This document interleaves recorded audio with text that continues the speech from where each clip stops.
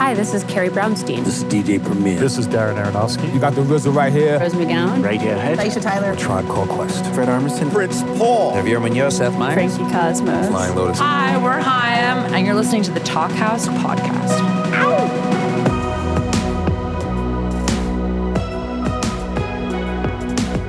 Hello and welcome to the Talkhouse Podcast. I'm Josh Modell. On this week's episode, we've got a lively chat between Philly friends Kurt Vile and Francie Medosch. Now, Medosch is the singer and main creative force behind the band Florry, which exists in the same sonic universe as Courtney Barnett and the currently exploding MJ Lenderman. Loose, rocking, a little bit jammy, a little bit indie, and frequently catchy as hell. The Lenderman connection makes even more sense when you realize that the upcoming Florry album was recorded with help from Colin Miller, who plays in Lenderman's band and has recorded music from the band Wednesday. That upcoming Florry album is called Sounds Like, and it's due out May 23rd on Dear Life Records. It's a corker, kind of rambly and rockin' in all the right ways. You can pre-save and pre-order it at all the usual spots. Check out the song Hey Baby right here. Hey baby, I don't know why you're so tough inside. When my love's not enough, I guess baby, The other half of today's chat is longtime supporter of Florry's, fellow Philadelphian Kurt Vile. Vile first came out swinging as part of the war on drugs way back when, but pretty quickly established himself as a genius of hazy, dazed guitar songs pitched somewhere between the 70s squall of Neil Young and more contemporary indie rock. As you'll hear in this chat, Vile is working, at his own pace of course, on the follow-up to 2022's Watch My Moves. Whenever it's finished, it's sure to be intriguing, like all of his work. In this chat, Vile and Medosch talk about their shared hometown, as well as the fact that Medosch recently moved to Vermont and is working in both a dispensary and a record store. Kind of a perfect combo to describe her music, come to think of it. They also chat about a lot of stuff they love, including John Prine, the recently departed Michael Hurley, and the deeply lovable Bob Odenkirk, who Vile was very excited to meet recently. Enjoy.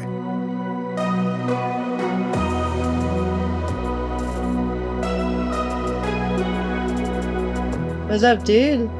I like to do this podcast because always my friends ask me to do it. They're like, Kurt, you want to talk on this thing called Talkhouse? I'm like, yeah, I've done it. Hell yeah. I'm an expert. How you doing? How's Vermont? It's great. I mean, it's a cloudy day today, but I honestly don't really mind the cloudy. It's too much because it's not cold anymore, but things are turning around now for sure. You mean the weather? Or yeah, just the life? weather's Okay. The weather and, kind of life. Adjusting For sure. life, adjusting to Vermont, like making new friends, or maybe your roommate's annoying. Just kidding. No, I've been working like 6 days a week. Yeah, at the record store? Record store, and I also work at this dispensary actually called Hey Bud. Shout out Hey Bud. They're great. But it's just like the most I've ever worked in my life. I usually give myself like 2 days off. And I moved up here like so I can work on music more and relax because I'll be outside of the city. So like working all the time is just such a drag. But I've been able to write about it. How old are you again? I'm 24. Okay. I like that I get to be like the, I don't exactly want to say father figure because it's not that. But yeah, because I'm from Philly. I lived there most of my life.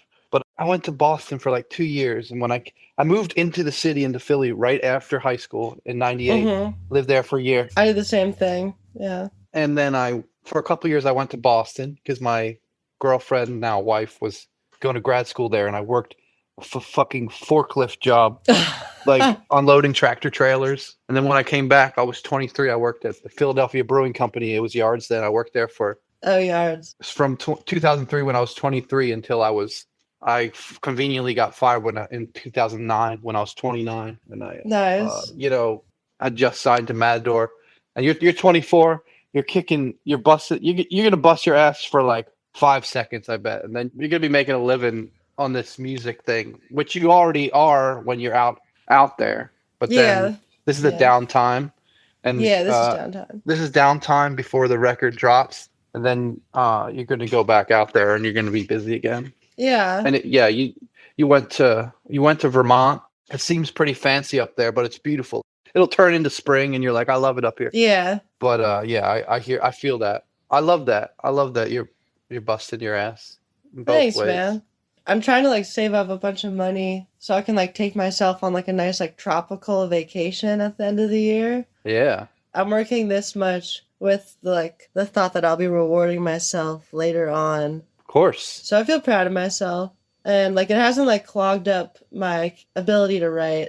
I think I've been writing about how boring work is, and it's actually giving me a lot of actually like funny stories. Yeah. When I worked, especially at the Philadelphia Brewing Company, like starting in 2003, like I would do repetitive things, or even when I was younger, when I would landscape, I could zone out. I could be doing things with my hands, but completely zoning out in my head. Yeah. And same at the brewery, I would bottle beer like Laverne and Shirley style, like just keep putting bottles on the line. Yeah. Or no, I did that job, but I hated it. But I'm more like taking the bottles off and putting them into the cases and gluing the cases. Yeah. No, wait, I can't. Okay, no, whatever. Thank goodness it's foggy now. Or I would make boxes repetitively and listen to classic rock radio.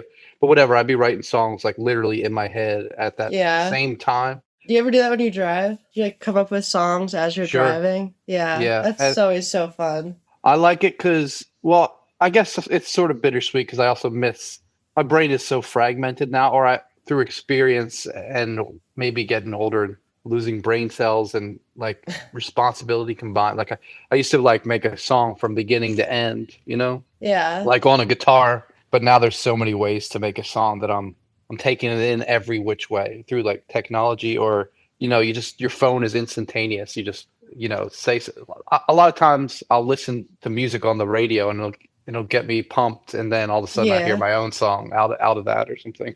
Yeah. I love the new record so much. I was proud because I'm bad at links, but I realized how many of these songs I heard already because you sent me tracks variously early on, and your singing is so good. Like I teared up a couple times in the middle actually. Oh, thanks, Kurt. Yeah, that one song into sexy into another one. Your voice is like so soulful and deep. Thanks. That's probably like the best one. Me and John were on tour in Europe when we recorded that. Oh yeah. So I had been like singing every single night. Oh yeah, right. Sexy. It's live.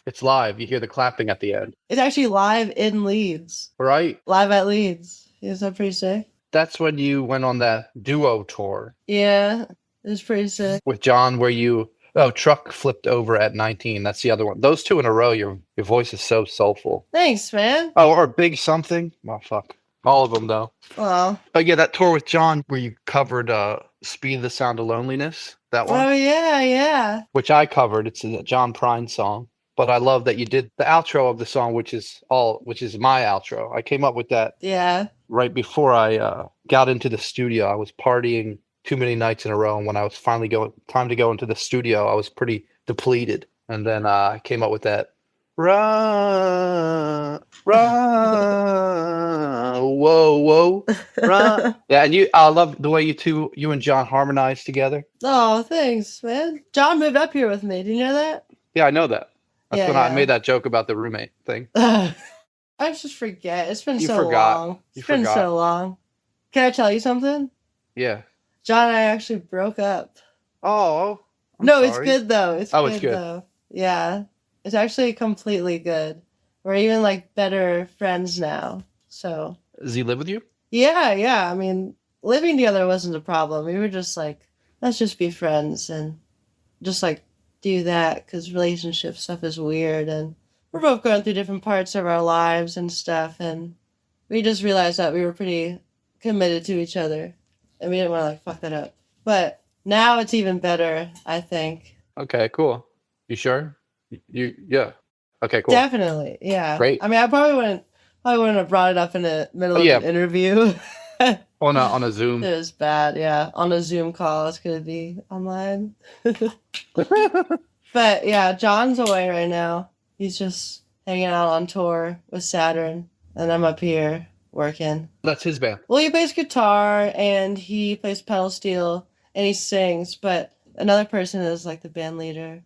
I love the new video that John edited, and I'm in. That rules. I'm backstage at Johnny Brenda's. I love when just that natural Philly thing is captured.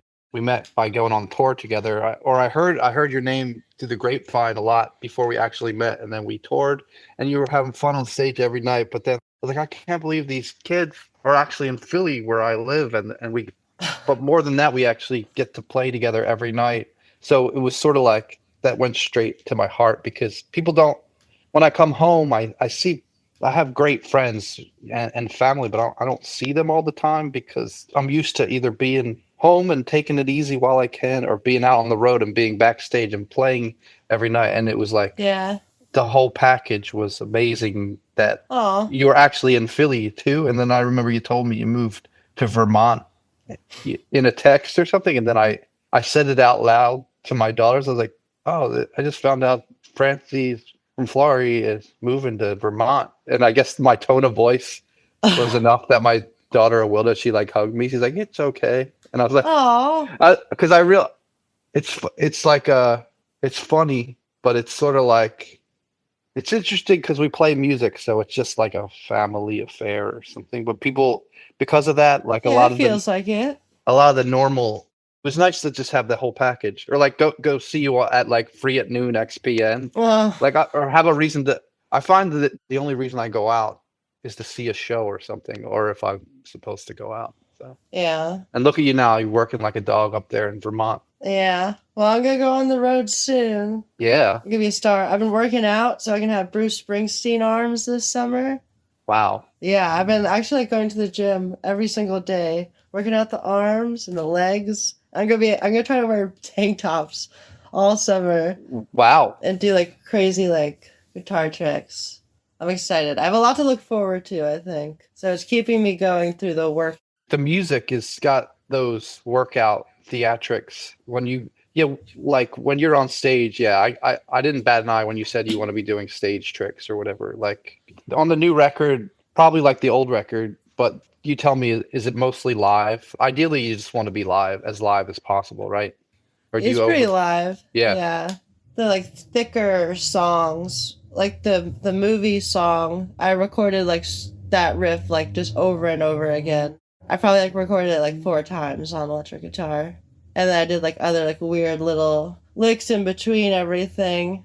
But besides that, a lot of it was live. It would be like me, Colin, Joey, John Murray, and John Cox in the same room playing. And sometimes I would do the vocals live too, actually. I did that for Big Something. That was a live cut, which I'm pretty proud of. And probably like the last song on the album, You Don't Know.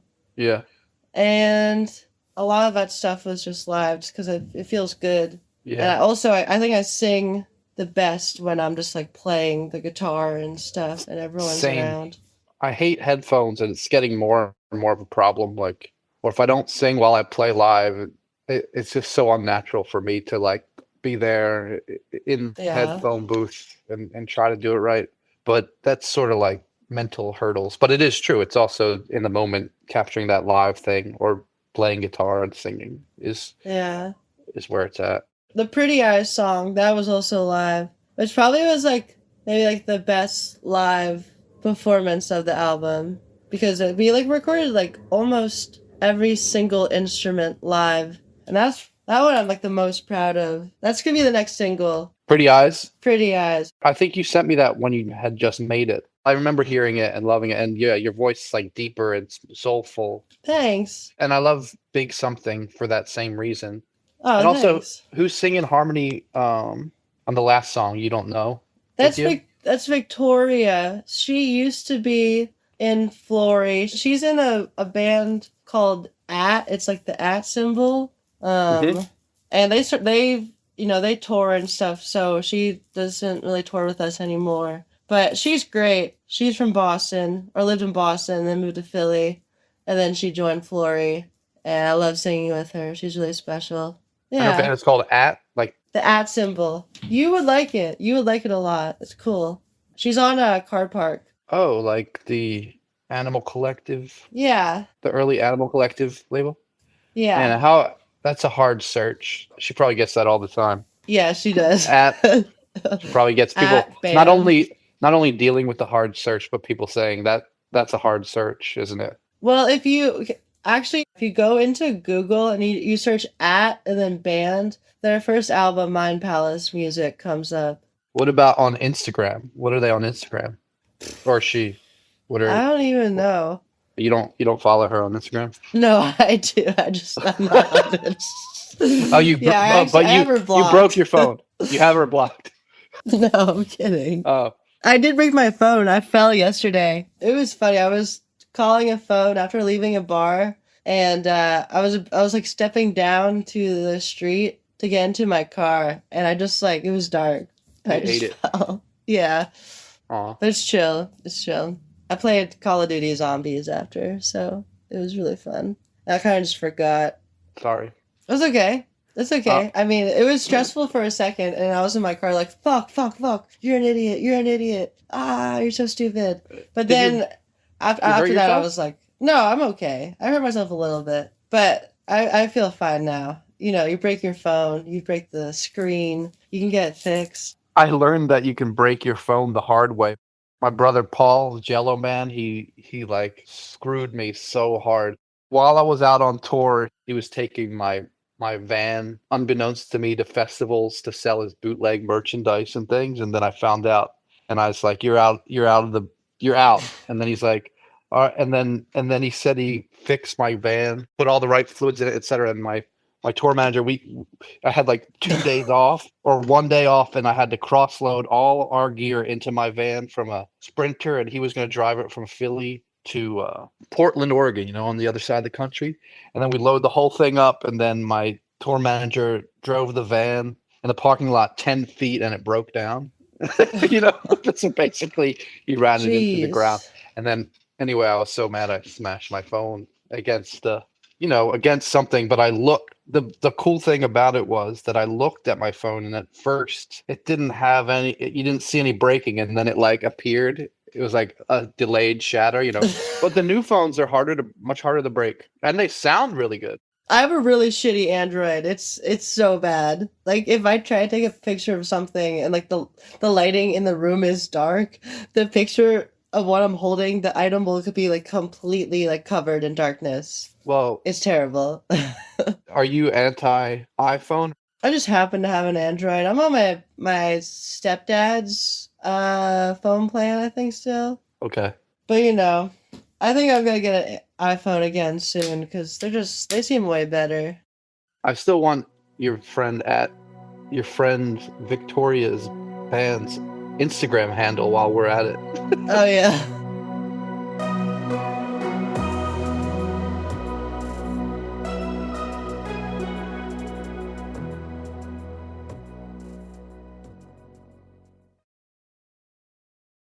Is this the same label putting out this record as Holy Bible?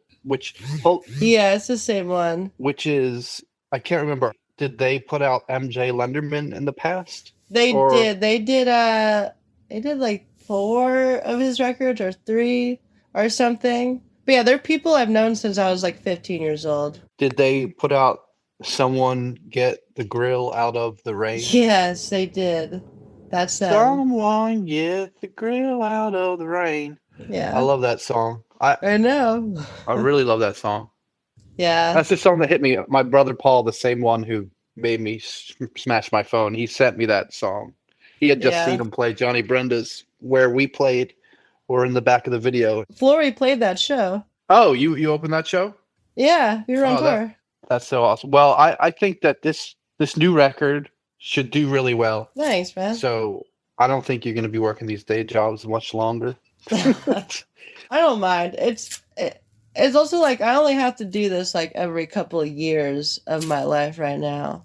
Yeah. Because I did 2 years of touring for the Holy Bible, and I had like a bunch of stupid jobs that I would have for like 2 months, and then I would get a different job. And this is like the first time, probably like since like college, I've had to just like buckle down and just do something. So I feel like it's good. I'm like, you gotta do this. You gotta do the mature adult thing and have a steady job just for 6 months. Yeah.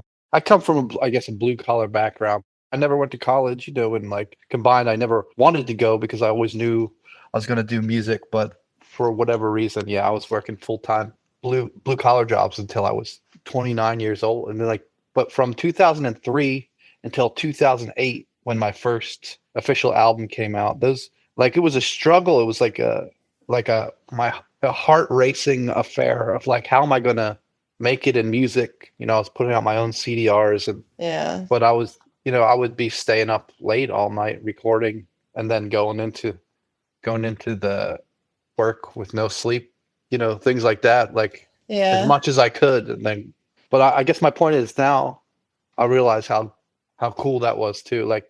That combination, or the music that was coming out of that, my first Constant Hit Maker, which is a collection of all those CDRs, and God is saying this to you. There's this urgency because I was genuinely struggling or something. There's an urgency in the songs. I found myself writing stuff like that recently. I was re-listening to Lubbock on Everything by Terry Allen, which I know you love. Yeah. But he has that song, We, a French song. He's like, well, I give up all my sculpturing because my life had gone all sad. Went to work at the factory. It wasn't art, but it wasn't bad. Yeah. And I've just been that kind of feels like my life. Not that I work at a factory, but... It weren't art, but it weren't bad. Yeah. And then he has that other one, My Ego, where he's like, I want art, but I need money. And he's like, I know my ego isn't my amigo, no more. And it's just, I don't know. I've been thinking about that every day, pretty much, with my writing. Just putting aside your inside feelings and just kind of just committing to a work schedule and any kind of schedule at all. I like to see it. Thanks, Kurt. I was hearing your new record, and I love the old. I would listen to Holy Bible. It's the best morning coffee music. Certain lines would creep up, come and see me when it's just you. I love that line so much. Oh, thanks. I feel like nobody's playing straight music anymore. Obviously, it's influenced by the classics like Neil and Terry now and things like that, but it's very live. It's not manipulated by technology too much, which is very hard to do. Or you can tell when you play live, and you can tell just the way you all play out of your hearts and you sing out of your heart. But this new album, it's just another step up. I'm Gerard Cosloy from Matador Records and 12XLU Records, who put out your first record. 12XU. Yeah, 12XU. He said the same thing. He saw you a couple years later, live, and he watched a crazy transition, and he took note of it. So I love to see how fast you're growing. It's a super great soulful record, and I don't. Thanks, man. Yeah, you ain't gonna be working the dispensary forever. I like the dispensary. I get a bunch of free weed. I love that job. Yeah. I wish I could say more about some of the stuff we do at that job, but I feel like it'd be pretty not cool to say it publicly. But it's really fun work environment. We have a lot of fun during the shifts. I love that. Have you been listening to a lot of Michael Hurley stuff since he passed? No, I love Michael Hurley. I did some shows with him in Australia. I got all his albums, or most of them. I covered Greenfellow on stage. Nice. I remember the first time I played with the Sadies, who I love so much, that I learned Greenfellow backstage. That's back in 2010. And I was on tour playing some shows with him in New Zealand, and my daughters were there and everything, and he was very cute to my daughters. I love the way he talked. He'd have sort of a delayed reaction. Last of a dying breed. I know. Talk about Michael Hurley. I was sad to see that he went, but I was also proud of how long he lasted. I feel like in a couple of years, he's just gonna be super famous, because his music was getting so popular among younger people. Not younger people, but just people around my age. And I feel like he's gonna be regarded how Nick Drake was or something, or Wow. Acura is gonna use one of his songs in a commercial, and then he's gonna get really famous or something. That's interesting because when I was in my 20s, same people people were discovering him in the psych folk world, or he was always around there, and it's the same thing. It's just that his his music transcends, people find it again. It's crazy that sometimes once people go, then they get the full recognition Yeah, totally. they always deserved or something. I found out about Michael Hurley because John showed me Hi-Fi Snock Uptown, and John actually found out about it through a video that you did. Oh yeah. I think the amoeba one, what's in my bag, and you had that. And it's crazy because like if it wasn't for John seeing that video when he was like younger, I never would have like been able to like listen to Michael Hurley or like see him play. And he stayed with me and John in Philly, so I got to like talk to him and like meet him and like just so much stuff. It's so crazy. So thank you for like making that happen by recommending it like so many years ago. What's in my bag? Yeah, no, totally. I'm trying to think of like if I could say my favorite Michael Hurley song. There's so many, but yeah, Armchair Boogie is such a classic. Yeah, it's a really good one. Yeah, I love when the folk tradition, like he held the folk tradition all the way through, and like obviously like the rock tradition in the way he played the electric, but pure rock and roll and pure Americana. That's what you all do. That's what I love to see. That's what I love to see, that it's pure, and that's what you do. Your whole band does as well. That's what I love to see. Thanks, Kurt. Yep.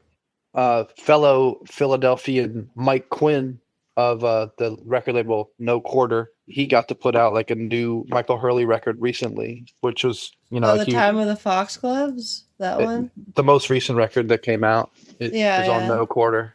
Yeah, which is awesome. That's so cool. I've been listening to Long Journey a lot. I think that might be my favorite album by him. Actually, it's really similar to Lubbock, I think, where he kind of like has this whole journey across like his own like myth of America and like women and like drinking and driving around and stuff. When's that album from?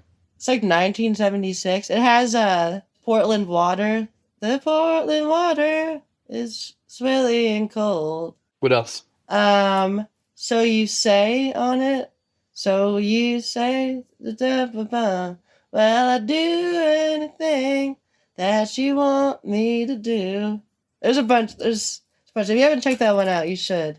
It's crazy. There's a song on it at the very end called the Vermont Oregon Floor, and it's so crazy. It's kind of like Smiley Smile by the Beach Boys or something. Wow. It's wild. I'll check the stack. The title is familiar, but how his albums, they have similar covers and such because he draws them. Yeah. Once in a while, I forget the actual titles, but so many classics. Yeah. I love Be Kind to Me. The piano, the told you once and I told you twice. Why be mean when you can be nice? So come on, be kind to me. Can't you see I'm in misery? I hardly feel like a mustard seed because your love is what I need. Come on, be kind to me. Can't you see? Yeah. I love it. With it, and it is mouth trumpet. Then he breaks into a mouth trumpet solo. That reminds me, what you would love if you don't know about it. Are you a fan of? This isn't what I'm gonna ask if you're a fan of, but first, are you a fan of John Fahey? Oh yeah, he was. I listened to him a lot when I first started playing guitar. Actually, great. I have like most of his OG Tacoma releases from my wife Suzanne's uncle, who got him out and. When they came out. But anyway, before he died, he had a label called Revenant. You know the label? Uh-huh. Know about it? Yeah, I've heard about that. Like the Charlie Patton box set. I remember I got that. That came out on it. I got that when it came out for Christmas for my parents, etc.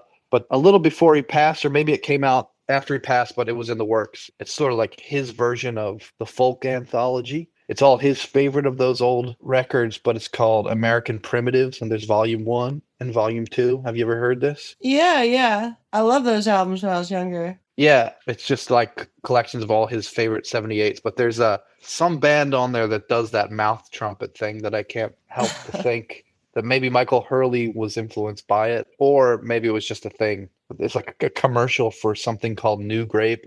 I got your ice cold New Grape. You know that song? Or there's a Bedbug Blues song, and then he's like, with his mouth. It's the best. I'll send it to you later. That's awesome. Yeah, when I was 13, that album of Rivers and Religions, that one was like super influential for me. I learned how to like play slide guitar by listening to that album. Wow. Yeah, I Love like that. taught me about like open tunings when I was really young. Good record. Yeah. Good record. How is Mount Airy right now? Mount Airy is the best. Mount Airy saved my life at just the right time. I moved here in 2016. We were living in Northern Liberties, which is basically, Fishtown. Yeah, I know. More people. Yeah, I know you do, but like I feel like people hear about Fishtown more and more outside of who don't live in Philly. So, but anyway, it's impossible to park there. I'd be on tour and Suzanne we'd have 2 young kids and they'd be trying to park in late night. And yeah, we moved here. There's like woods and trees and sidewalks and driveways. But it's still so close to the city, and I get to feel like I live in the country, but still benefit from Philly, from going to shows. Yeah. So I love it. It's like the perfect antidote for me. Like life gets crazy, or I get deep in music, and then I'm done, and I'm back into chilling out by the woods and things. That's cool. When I moved back to Philly, I'll probably be like a couple years or something, but I'd really like to either live in Chestnut Hill or Mount Airy, like near where I grew up, just because I can't live in the city again. I just got so tired of it. Yeah. Driving around is so stressful. And yeah, parking is really stressful. And I just really need to be around like the trees and stuff. And I don't know, it's cool to be able to grow up in a place and then leave it and then kind of just forget about it and then grow to appreciate it again as an adult with like a different perspective or whatever. And during the last couple of years of living in Philly, I was going to that area way more just by myself. And it was always so like peaceful and I'd be able to reflect very well, and like I could read and write with like ease and stuff if I wanted to, at like the library or at like the park or whatever. And I think I just like realized, especially living here now, I realized even more. If I move back to Philly, I need to be in an area like that. I'd love if you lived out here. And yeah, you grew up in Chestnut Hill-ish, at least part of your life, right? Yeah, for the first 6 years. It is nice. I put it in a good amount of my videos for my last album. Yeah, you're in one. You're in one. In fact, from the last EP, Good Year for the Roses, right in the woods. Yeah. But I think it's amazing that just a few blocks from me, there's also a trail where all of a sudden you're high up in the cliff. Like you don't think it exists here, and then all of a sudden you feel like you're in like Last of the Mohicans or something. But that's down. Beautiful. I don't know what renting is like there, but I'm gonna try my best to make something work. Just gonna get serious, making the things I want to happen come true. Oh, you're on the right path. You keep trucking. Yeah. Your focus is razor. John's too. Yeah, John's great. John's working on his record. Yeah, he's trying to finish it, and he started writing some new stuff. It's awesome. I'm really proud of him. Awesome. You've been rewatching Breaking Bad recently. Oh, yeah. Because I had just shown him Lost, and that was really fun because he got like obsessed with it. And then I got to watch him be like so majorly disappointed by the last season, which was like really funny for me. We're rewatching Breaking Bad now, and that show's amazing. How about Better Call Saul? That's my favorite. So good, yeah. Bob Odenkirk is my favorite person in the world. Yeah, I love him. And I love Mr. Show. Yeah, love Mr. Show. I read his book, but I even went up to see Glenn Ross to see Bob Odenkirk. You did? In action jealous. In front of my I saw him and he was great in the play, but I think I was so basically when I turned a couple birthdays ago, I made sure I savored the last episode of Better Call Saul to watch it for my birthday. I was like, I've got to savor it. And then there was a special time to do it. But anyway, he was great in the play. Bill Burr was amazing. Oh, yeah. Everybody was amazing. Kieran Culkin, everybody was amazing. Michael McKean from Breaking Bad, from Laverne and Shirley. Yeah. But anyway, after the show, I got the real Bob Odenkirk experience because we wait outside where everyone wanted something signed, and I had my book and others had their pamphlets from the play. And then he came out, and there was this guy who sells, the people who sell bootleg. They try to sell bootleg things on the internet, like get you to sign these stock photos or whatever. And there was a guy next to him with that, and he's signing everybody's autographs. And he grabbed my book. He's like, "Yeah, I'll sign your book." And he sounded exactly like Saul, That was a really good impression. I know, but then he was like, looked at the guy trying to, and he must come every night to get him to sign. He's like, "No, I'm not going to sign that because you're going to sell them on the internet." He's like, "I'm not going to do it. I'm not going to do it anytime. These people are paying customers." And I was like, then I saw him. Obviously, he was just being Bob, but it's also like that voice. But he's my hero, and I just love to see him in action in front of my eyes. And then Bill Burr, who's killing it lately. He's been killing it, but like he's really in the zeitgeist right now. Yeah. And I got him to sign my pamphlet. And I was like, "Bill," and he said, "Rock star," like with his Boston accent. And I said, "How do you know?" And he said, "He looked just like Jimmy Page." I was just like weaving side to side, smiling because I was like, the play that was great. It was great to see, but I need to be touched. It's like, I was touched. And then I feel that. Yeah. Yeah. I didn't know you were such a big fan of Bob Odenkirk. That's sick. Mr. Show, huge fan. Foundational text for me. Oh, totally. The two best skits are memorable. That Drugachusetts, that skit. Do you ever see that one? Yeah. Oh my God, that's a classic. Where and then there's the one where the heavy metal band and the convinces the kid. Yeah. People know what we're talking about. Let's just stop there. But but I read his book, Bob's book. It's called Comedy Drama. So the whole span of his career. After I finished Better Call Saul. Because I love Better Call Saul more than Breaking Bad. I like Breaking Bad. In fact, I never finished Breaking Bad, and then because I got so into Better Call Saul, I would watch Breaking Bad on the side just to get the whole story. I love Breaking Bad, but it's just extreme superhero violence. I know, every episode, intense. but I still think it's awesome. But Better Call Saul and Bob Odenkirk in general. And then now he's on Glenn Ross. And I almost feel like anybody who got offered that Glenn Ross Broadway play, it's obviously a classic and it's Broadway, but I feel like they're like, "Oh shit, I don't even want to do this, but I have to do this," Glenn Ross. If you have a chance to be in a David Mamet play, I feel like you have to do that as an actor. Yeah. That's kind of like why you were put on Earth. Right. Is to eventually be in one of David Mamet's plays. Yeah, of course. But it's hard work.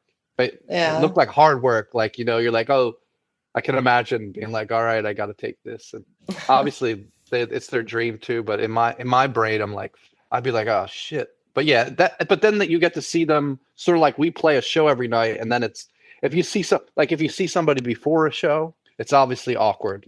A music show, people, or you see somebody after, everybody's high on adrenaline. So I got to see Bill Burr and Bob and others, Kieran Culkin. By that time I sort of tried to say hi to Kieran, but I didn't care because I just literally saw Bob, interacted with Bob a little and Bill Burr, and I was like, whatever, I can die now. I don't care. That's awesome. Yeah. I saw Kieran Culkin in an off-Broadway play in 2013. It was called This Is Our Youth. Michael Cera was in it and stuff. And I remember that was the first time I ever heard it was the first time I heard Frank Zappa. Because they had a 45 that they played on stage. And it was a 45 of Any Way the Wind Blows, which is from Frank Zappa's doo-wop band. Oh. And then I remember going home and I bought that record, Reuben and the Jets. And then for all of my teenage years, I thought Frank Zappa was a doo-wop singer. And then when I got to college, someone showed me the weird stuff that he did, and I was like, "No, he didn't." Yeah, do this. Well, that's my favorite thing. That even in the weird stuff, he would go into the doo-wop stuff, and it would be all pretty, in between insanity. And then there's an early collection I forget a friend gave me that my daughter, when she was young, really gravitated towards, and there was a lot of that pretty doo-wop stuff. It's called Cruising with Reuben and the Jets, and it's great. He has a whole doo-wop band. He got the saxophones. It's awesome. So it was after Mothers of Invention. Yeah, I think he did it as a way to pivot out of that stuff to see if maybe he could get some money for doing a doo-wop album. There's a song called Desiree. It's really good. He's like, "Everybody is jealous of me when I'm dancing with Desiree. Also, the album cover is really funny. There's a bunch of like cartoons, kind of similar to Michael Hurley, actually. And like all the members of the band are like drawn as animals. Oh, sweet. Cool. I don't know, Kurt, what are you feeling? What am I feeling? Yeah. Oh, I've been working on my record for the last, I don't know, 2 years or more, 3. I don't even know anymore. But I've done lots of stints in my home studio, and just these last 2 times I brought Rob Schnapp to my studio. I was going to go to LA, like literally, I was on vacation getting ready to go to LA, and then I saw the fires, which was awful in LA. Yeah. So I had Rob Schnapp come here, and then because he came here, I realized I had so much work to do. So I was like, you should come back again. I cleaned up my whole studio, like inspired, like, oh, I actually realized I've been so unorganized. Or, everything. Now everything's in its right place. Rob Schnapp came back again, but I am going to go to LA maybe in May and do some recording before tour starts to get a good dent in the record before I tour with the Pixies. But next time I record in my home studio, you got to come down with John. I need some sweet harmonies. I want some pedal steel, some guitar. I need some soulful Florry action. And basically I got a couple releases in the works, and my record is going to be deep as hell. I just keep recording and recording, which I've done for a long time, but this time I'm just treating it like my last album ever, because it could be. Yeah, you've been doing it for a second. Didn't you did some of it in LA though, right? Yeah, kind of the way I record, ideally, especially for the main event, is I record and record and record, and then I put the best stuff on there, like which I wish I could. I just can't focus. It's not that I can't focus. It's just that's the way my brain is. I just keep going and going. Yeah. And I also book sessions just to. This is worked pretty much every time. At least I book sessions, and I'm busy, and like I can't even. And it's because the session gets closer. That's when I really buckle down, and I totally know what I'm gonna do, or just show up to work. It's like showing up to work, showing up to the office or whatever. I feel like that's like so genius, because then you're kind of like reaching consistency with recording, which is not something that you can like do all the time throughout the year. But if you're just like setting aside certain times throughout a month, if you have like the resources to book a studio. I haven't been able to do that. I usually just like book 7 days in a row, and then I make a whole record. I like the idea of doing it like that, where you're doing a bunch of shit. You gotta go record. Doing a bunch of shit. Oh, now I gotta go record again. That's cool. Yeah. Well, you put tons into those 7 days. I mean, I love to see it, Yeah, but your records are just they're so good. Obviously, first of all, I should make that clear. But you have a whole world inside your music and inside the album, and I can tell that it comes from recording and like doing stuff exactly how you want it. I like that you just keep recording and recording. Oh, because when the ending, I don't know, all your records are so cool. It's just like the myth of Kurt Vile and like your own landscape and world, and being able to do it. I mean, do you think it's more relaxing to record in that way? Thanks so much for saying all those nice things. And I love how you think that it sounds exactly the way I want it to. But I stumble upon things all the time. And like I used to maybe have this big vision. But yeah, you stumble upon things. You could just as easily have a full song with all the lyrics, or you have like this loop that is cool with a few lyrics, and then everybody plays and it becomes this thing. So that's the fun part, just discovery. You get, and then there's anxiety before a session, and then and then you're doing what you love. Ultimately, that's what you're searching for. There's a struggle to get there. How often do you put in like recording sessions? Like over the course of like making a record, around like these days, the way you do it, like over how long and over how many sessions do you normally do it? I have no idea. I mean, it really depends. Now it's just a way of life. I'm 40. I just turned 45 in January. So I've been doing. It seems like I put out an EP, and then I got other things in the works. Yeah. But it just depends. Time between albums, I guess. there's no rules. I embraced that a long time ago, but I just sort of know when I got to keep on it in my own world, or there's just time to do so. I like also to capitalize on with the band. If we're doing a bunch of touring, we're tight. So we go into the studio after, and then in between, the band finishes touring and I just been bringing certain bandmates, my engineer bandmates in, and it's almost more like solo. Yeah. And then they play when there's something to play, or my bass player is the luckiest one. Not luck, but like I always need a bass player, or often. So that's what I find. My bass player is my engineer, and anybody else in the band need be is an engineer. I think that's what it is. You get the right friends around you to be able to do anything on the fly, and then or when you can, you hire your friends that are actual producers that aren't in your actual folds in your band. So yeah, that's cool. That just like brings up like this difference between like these past couple Florry albums, and like it's cool because you're able to like make a record that's taking place like in your life or like in your music career, and it's just like existing already in like this realm of your music. I think because you're not just like doing 10 straight days at a studio or whatever. It's like taking place in your life, through your life.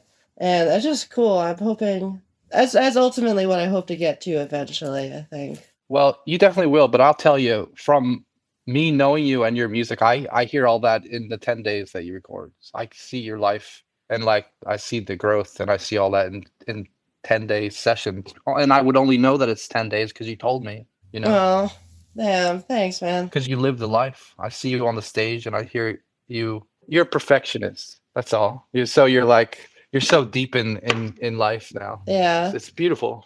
24 is a funny age. I used to see people my age at my job. I scan their ID and I see that they were born in my same year. And I'm like, hey, remember when we were kids together? Remember that? Remember we were both 10 at the same time. Yeah. And now we have jobs and stuff or whatever. It feels weird. I just feel like a kid wearing like big grown-up kids, like the little rascals or whatever. Yeah. Feels funny. You're gonna be great. You're doing great. You're gonna be all right. Anyway, but it was awesome to see you and talk to you. Yeah. Thanks for listening to the Talkhouse Podcast, and thanks to Kurt Vile and Francie Medosch for chatting. If you liked what you heard, please follow Talkhouse on your favorite podcasting platform. And while you're at it, check out all the great podcasts in our ever-growing network, including Subway Takes, Life of the Record, Summer Album, Winter Album, and many, many more. This episode was produced by Myron Kaplan, and the Talkhouse theme is composed and performed by The Range. See you next time.